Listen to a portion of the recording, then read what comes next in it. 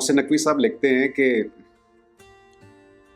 अब के उसकी आंखों में बेसबब उदासी थी, अब के उसके चेहरे पर दुख था, बदहवासी थी। अब के यूं मिला मुझसे, यूं गजल सुनी जैसे मैं नाशनासा हूं, वो भी अजनबी जैसे। जर्द खालो खद उसके सोगवार दामन था, अब उसके लहजे में कितना खुरदरापन था। वो कि उम्र भर जिसने शहर भर के लोगों से मुझको हमसुखन जाना, अज़ल से आशना लिखा, खुद से मेहरबान लिखा, मुझको दिलरुबा लिखा।